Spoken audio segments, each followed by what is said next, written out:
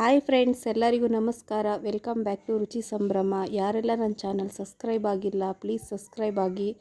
ಯಾರೆಲ್ಲ ಸಬ್ಸ್ಕ್ರೈಬ್ ಆಗಿದ್ದೀರಾ ತುಂಬ ಥ್ಯಾಂಕ್ಸ್. ನಾನು ಇವತ್ತು ಮಾಡ್ತಾ ಇರೋ ರೆಸಿಪಿ ನಾಟಿ ಸ್ಟೈಲ್ ಚಿತುಬೇಳೆ ಚಿಕನ್ ಸಾಂಬಾರ್.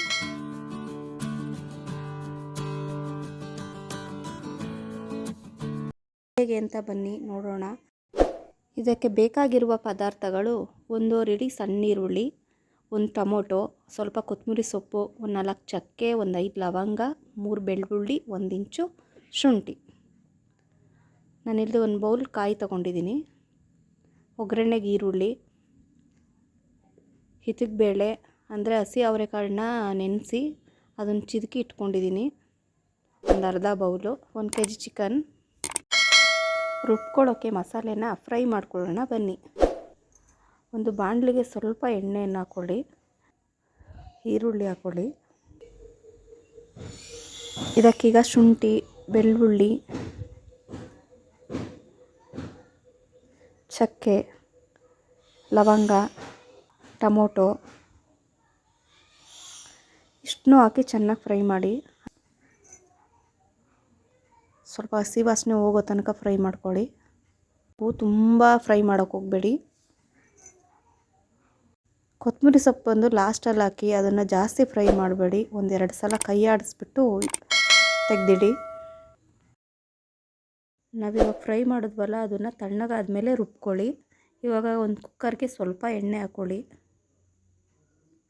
ಎಣ್ಣೆ ಕಾದ ನಂತರ ಈರುಳ್ಳಿ ಹಾಕಿ ಫ್ರೈ ಮಾಡಿ. ಜಾಸ್ತಿ ಎಣ್ಣೆ ಹಾಕೋಕ್ಕೆ ಹೋಗಬೇಡಿ, ಚಿಕನಲ್ಲೂ ಎಣ್ಣೆ ಬಿಟ್ಕೊಳ್ಳುತ್ತೆ.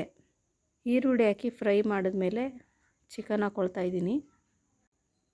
2 ನಿಮಿಷ ಫ್ರೈ ಮಾಡ್ಕೊಳ್ಳಿ.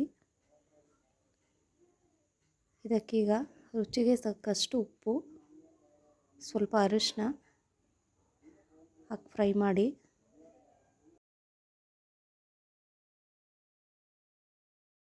ಇದಕ್ಕೀಗ ಚಿತುಬೇಳೆ ಹಾಕ್ಕೊಳ್ತಿದ್ದೀನಿ.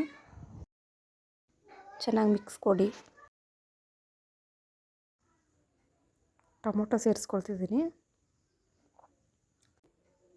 ಹಸಿ ವಾಸನೆ ಹೋಗೋ ತನಕ ಚೆನ್ನಾಗಿ ಫ್ರೈ ಮಾಡಿ. ಅದು ಫ್ರೈ ಆಗೋ ಅಷ್ಟರಲ್ಲಿ ಬನ್ನಿ ಮಸಾಲೆ ರುಬ್ಕೊಳ್ಳೋಣ.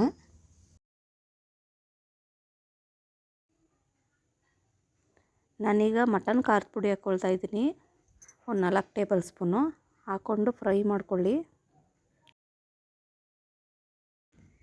ಇದಕ್ಕೀಗ ಮಸಾಲೆ ಹಾಕ್ಕೊಂಡು 1-2 ನಿಮಿಷ ಫ್ರೈ ಮಾಡಿ ಸಾಕು. ನಾನು ಸೈಡಲ್ಲಿ ಬಿಸಿನೀರು ಇಟ್ಕೊಂಡಿದ್ದೆ, ಇದಕ್ಕೀಗ ಬಿಸಿನೀರು ಹಾಕ್ತಾಯಿದ್ದೀನಿ.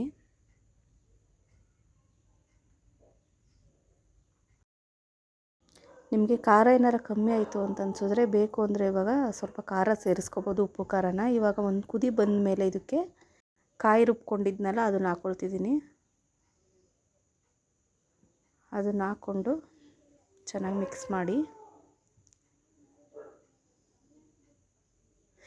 ಚಿಕನ್ ಸಾಂಬಾರು ಮೇಲ್ಗಡೆ ಎಲ್ಲ ನೊರೆ ಇದೆಯಲ್ಲ, ಆ ನೊರೆ ಎಲ್ಲ ಹೋಗೋ ತನಕ ಇದನ್ನು ಕುದಿಸಿ.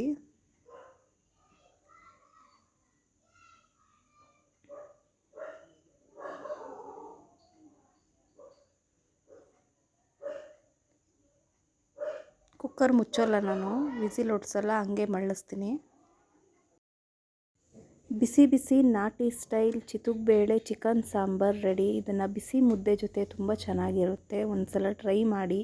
ಹೇಗಿತ್ತು ಕಮೆಂಟ್ ಮಾಡಿ, ಲೈಕ್ ಮಾಡಿ, ಶೇರ್ ಮಾಡಿ, ಸಬ್ಸ್ಕ್ರೈಬ್ ಆಗಿ.